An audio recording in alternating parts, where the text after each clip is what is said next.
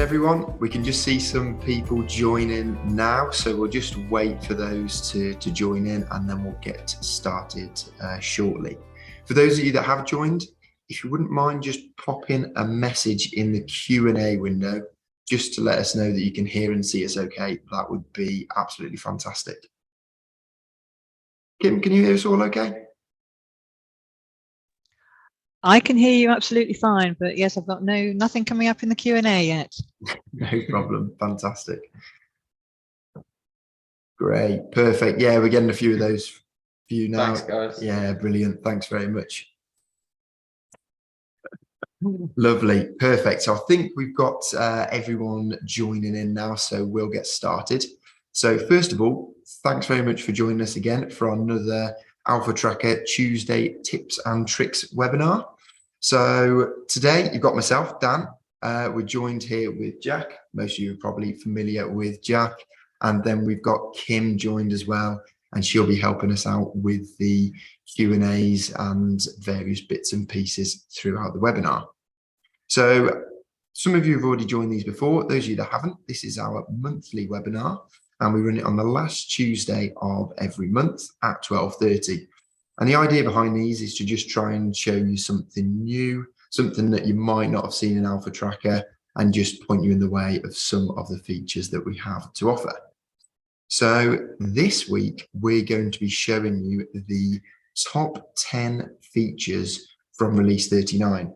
So release 39 is our latest Alpha Tracker release, and it's quite a big one, to be honest, isn't it, Jack? Yeah, it's got about 900 changes in that, I think. It is, yeah, it's quite a big one. So we've picked out our top 10 changes just to show you those.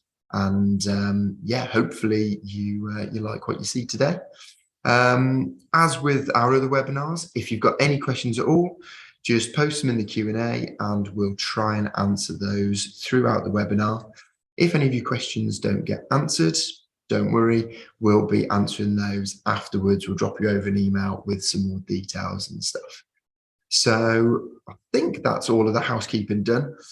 Just one last thing, we do keep these to 30 minutes and we're quite strict with that. So we don't take up all of your lunchtime. So we try and keep things moving quite quickly through those.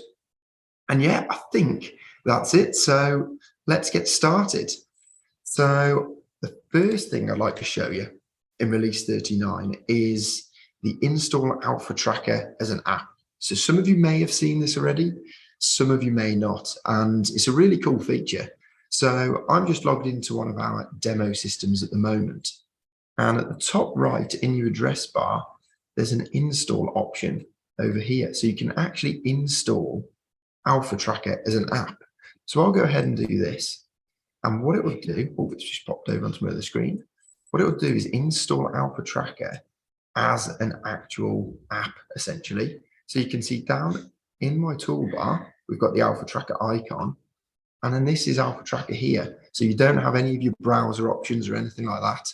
And it's its own separate app, essentially. So you can pin it to your taskbar, you can have it on your desktop.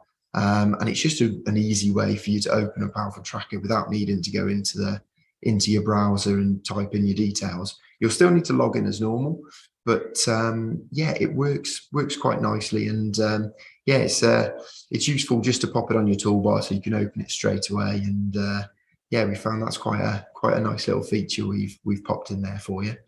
So that's the first one of 10 that we've added into release 39.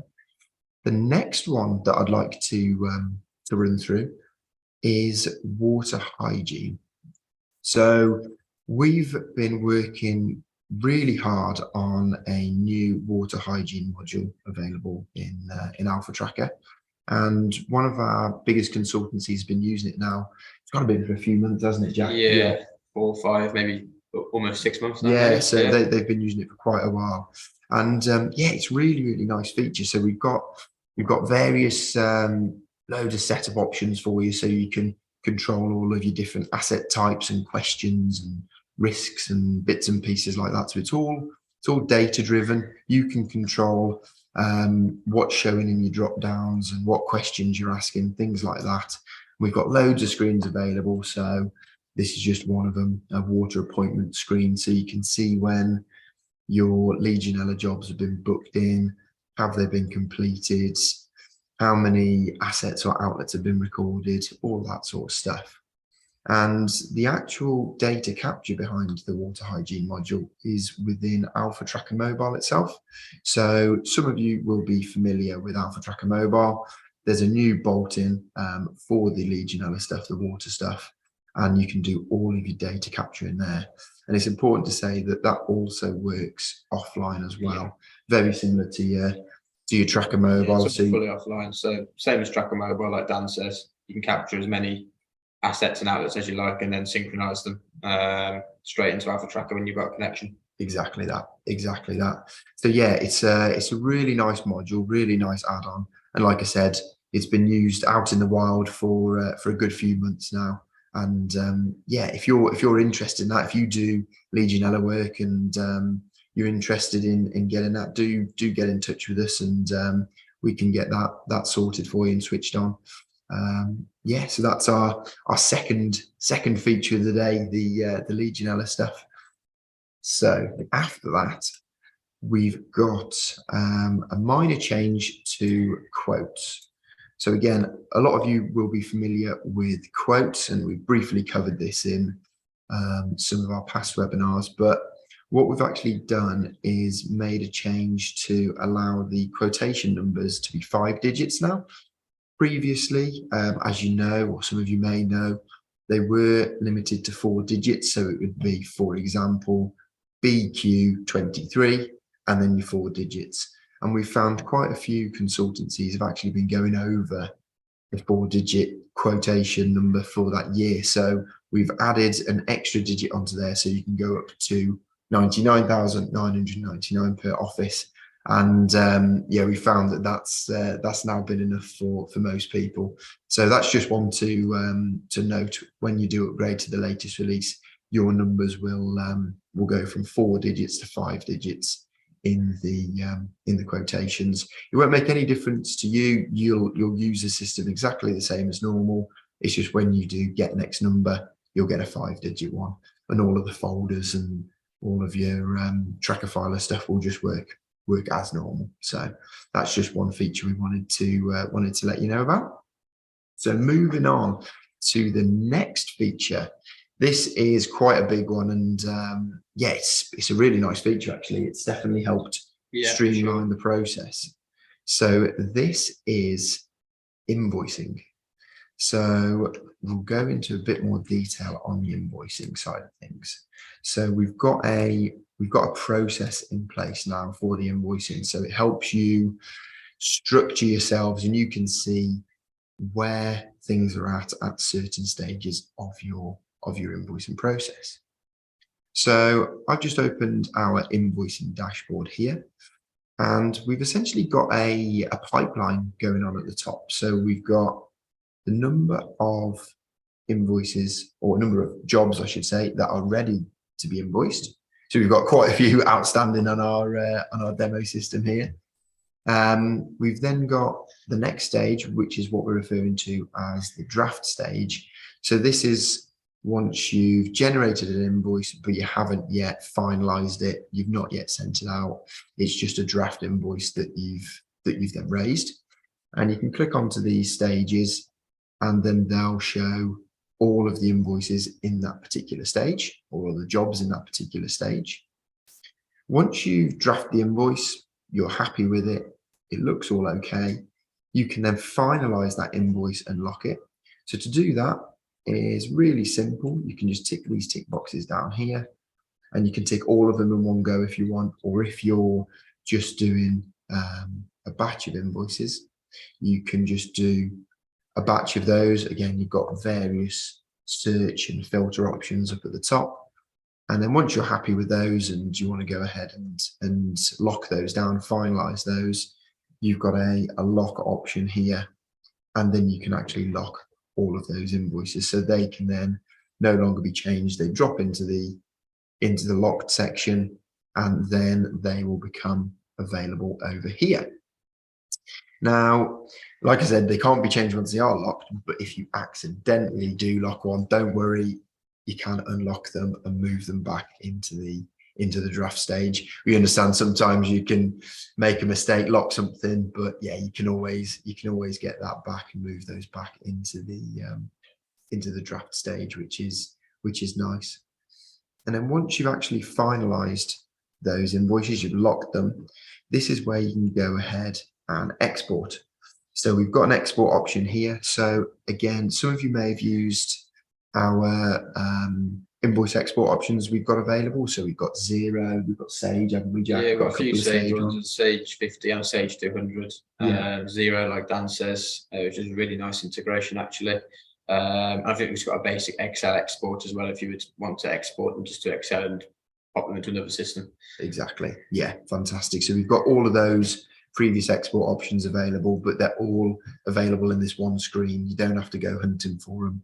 If you follow the process, you'll just get prompted to do the export when you're at the right stage. And then finally, once you've exported those and they're all done, they go into the issued section.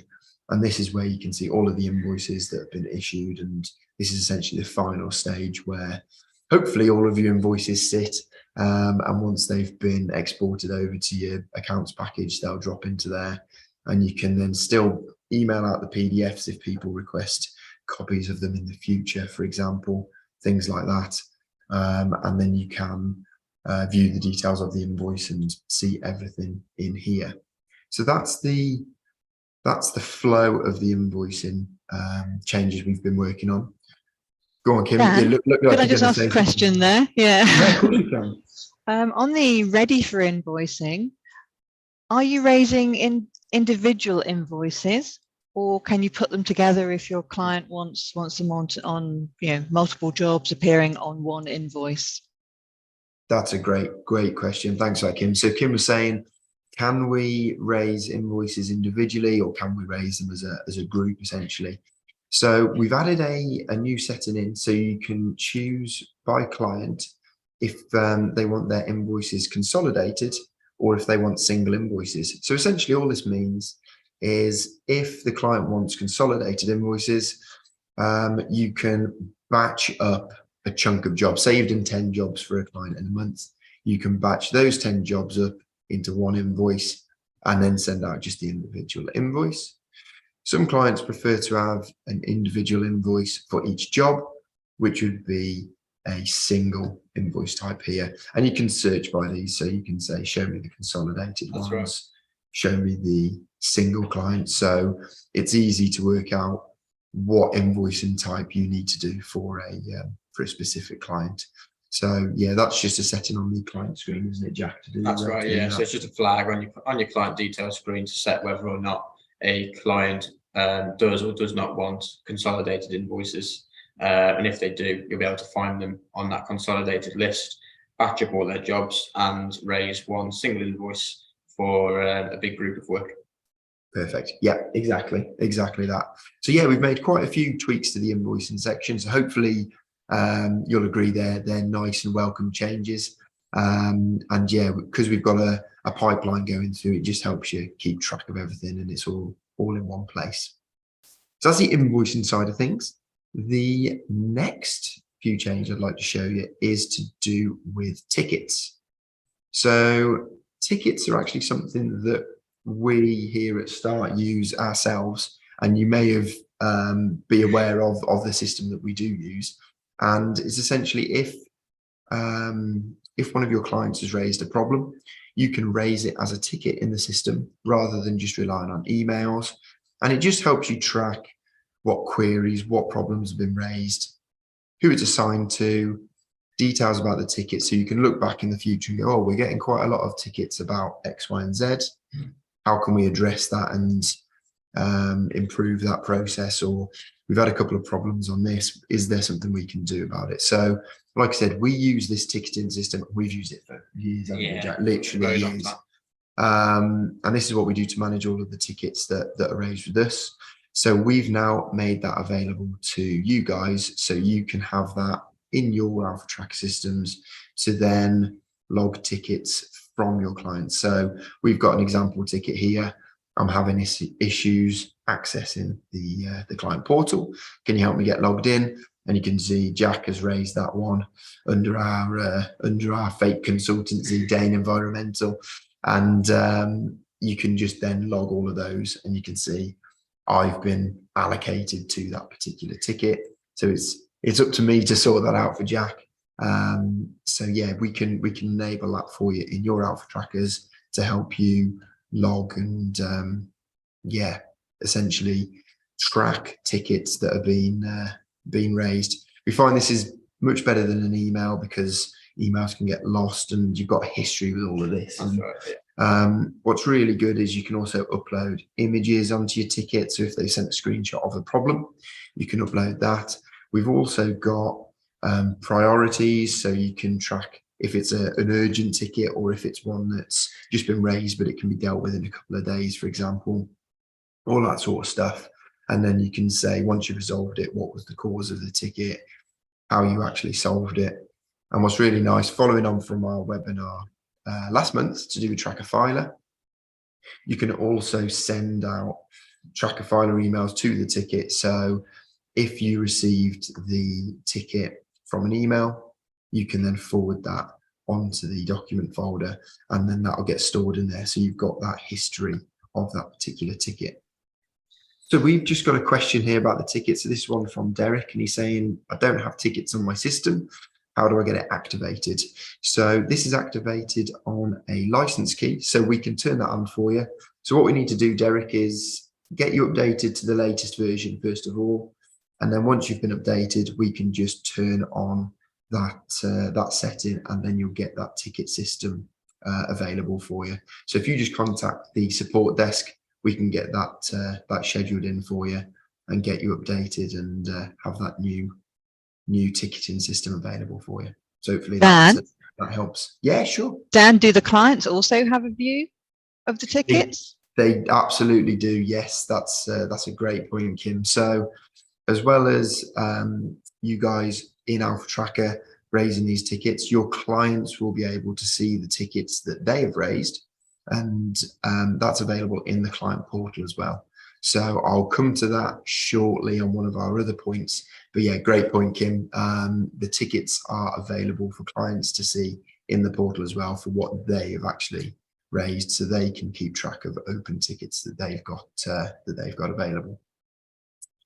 Cool. So that's the ticketing system. And again, yeah, we've been using it for ages, and yeah, I couldn't live without it, to be honest. It's such a useful one once you get used to using that. So the next one on the list, so this is number 6 of 10. We've got the bulk scheduling for diary appointments. So this is essentially a way of you scheduling work for recurring appointments. So things such as contaminated land, emergency lighting testing, water hygiene jobs, anything that you're doing where you regularly revisit a site to check things out. So I'll show you how that works. It's really nice feature, and it just allows you to book in appointments really quickly. So I've got a test job set up over here, and what we'll do is go to the financials and planning tab, and there's a few things you need to set up before you can use this. So we've got a default appointment length. So we're setting these appointments for this contaminated land job to be 2 hours. We've got a start and end date of when we want to be doing the period of work, so between June and August. And then you've got a schedule. So do you want to do these weekly, fortnightly, monthly? You get the picture. So you can set your schedule, and then all you need to do is go to your diary appointment screen. And this essentially shows an overview of all of the appointments for that particular job. So we've got the next 3 years of appointments, so May, June, July, August, etc., etc.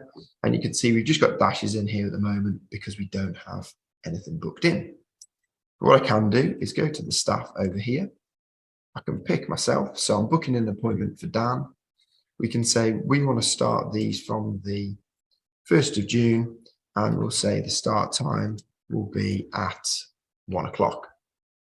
We can then go ahead and create a schedule, and then this will create a schedule and show things down in the list here. And depending on the number of appointments, so I've just put 1 appointment, we could put 100 appointments and you can create a schedule, you'll see that it creates the next 100 appointments in that weekly schedule, essentially. Once you've done that, you can either confirm each one individually and they'll drop into the appointment list over here, or you can tentatively confirm that, or you can do all of them in one go or all of them tentatively. So this is a really quick way to just book in loads of appointments for recurring work. So we found that that's a nice feature when you're doing lots and lots of diary work and things like that. So because I've got 100 in here, it's just going through finding the slots, and it may take a few moments just to drop those appointments in.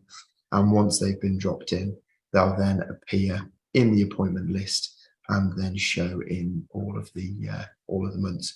100 might have been a bit too much for the demo here, so it might take a minute or two to do that, but you get the idea. That'll drop those in, and they'll get added onto there. So that's a really nice feature we've got going on.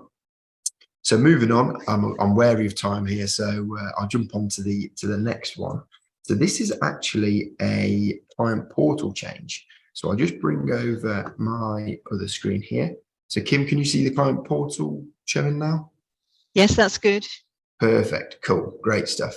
So I'm logged into our demo company, Dane Environmental again. And just quickly before we go on to the site stuff that I want to show you, we briefly mentioned you can view the tickets on the portal.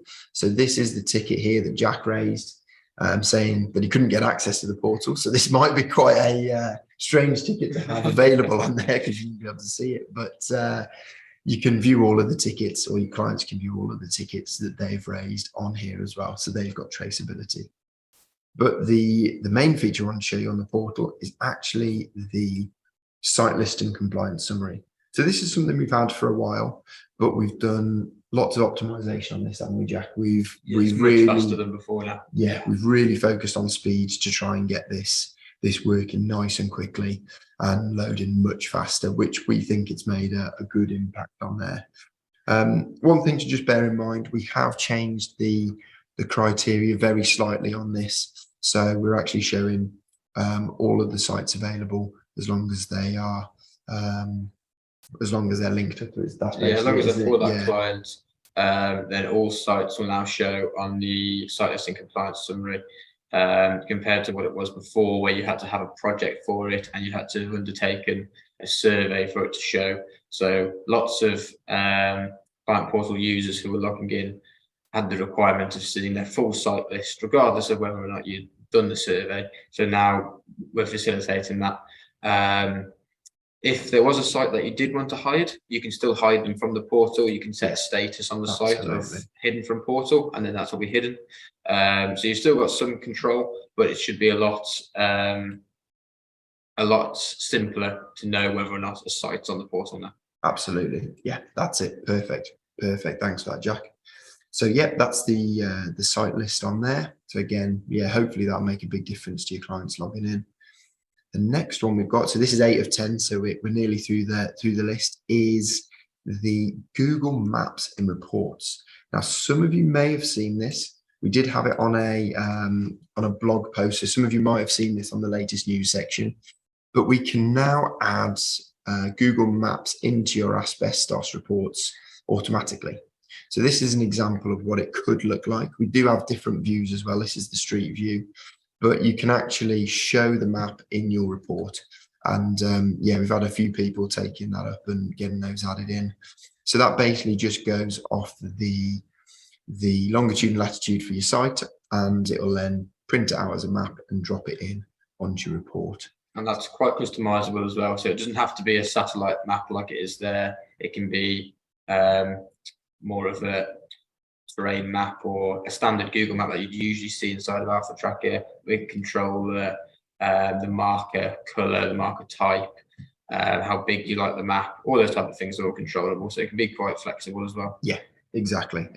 Yeah, brilliant, perfect. Thanks for that, Jack. So the next one, this is 9 out of 10, so we're nearly through, is an integration with a third-party system. So This is an integration with Fast, Lean, Smart, or sometimes referred to as FLS. And this is essentially a piece of software that can be used to help optimize diaries. And it's used typically for low value, high volume work. So lots of domestic surveys, lots of reoccurring appointments, like we were saying earlier. So your water hygiene stuff, your contaminated land. And we've got an integration with FLS. So essentially it can help optimize and plan which appointments should be done at what point in the day. And you can basically send over a bunch of appointments and say, can you optimize these? They'll get back into Alpha Tracker, all optimized, and then that'll sync through to your Google calendars, your Exchange calendars, all that sort of stuff. So that's a new integration we've added in. And then finally, the last thing I'd like to show you today is some changes to the standard reports we've got in Alpha Tracker. So let me bring that up on screen. And this is on the standard report section. So I've just opened up my favorite standard reports. And when you go to view a report, you'll notice this output is slightly different now. So we've improved the cosmetics of this. We've made it look a lot more friendly, a lot easier to read. And we've added in a few features. So we've got pagination in here, so you don't have to keep scrolling through a big list. You can just jump between pages. We've got searches in there as well. So you can really quickly search through the data that are in the reports. We've also got options to change how many records per page, all that sort of stuff. And then we've still got the remaining features. So you can sort, you can again sort as you would before. And again, it's just been a whole revamp of that standard report section. And you'll notice it's a lot faster now that it's got pagination. So those big reports that some of you might have where you're reporting on thousands of projects or thousands of sites, those will produce much faster when you wanted to view them on screen now. So they should appear pretty much straight away. Absolutely. Yeah, like Jack said, we've been trying to do some performance changes throughout. So yeah, this screen should work faster for you, as well as the other performance things we've done in the portal and things like that. So yeah, there are top 10 release 39 features that we wanted to share with you today. This webinar is recorded, so you can watch this back at any point or share it with your colleagues if you want to. So we can send out a recording for that. We'll probably do it in the next few days. But before we wrap up, we've probably got time for a couple of questions. If we've got any. Kim, do we have any questions there? Or yes, there's a question here about the tickets. So if you put a ticket in via email, does it also sync on the ticket screen too? I think that's referring to sort of raising new tickets. So at the moment, raising tickets will be done just by going to your ticket section, a new ticket. But that's a great idea, Derek, about having an option to be able to raise tickets from an email. That's something we can certainly discuss and see what options are available. We are making some further improvements to Tracker Filer soon in terms of creating things from it being emailed in, as well as possibility of adding a Outlook extension. Very so stuff. That will be good. So yeah, once we've progressed that a bit further, that's something that we'll definitely look at for sure. Perfect. Fantastic. Thanks for that, Derek. Great question. And I think that brings us to time. That's timed up quite nicely, hasn't it? So yeah, that brings us to our 30 minutes. Like I said, we've got a hard 30-minute stop just to make sure we don't take up too much of your time. But just want to say thanks again for everyone joining. Hopefully you found that session useful. Like I said, we'll be recording this and sending out the recording so you can share it with your colleagues if you need to. And if you want to get updated to release 39, just get in touch with us. We'll be able to arrange that, and then you can start trying to make the most of these new features. So the next webinar will be next month, last Tuesday of the month at 12:30, and we'll send out links and details closer to the time. So thanks, Kim. Thanks for joining. Thanks again, Jack, for being here with me, and thanks to you all for joining, and we shall speak to you next time. Thanks very much. Thanks, guys. See ya. Thanks.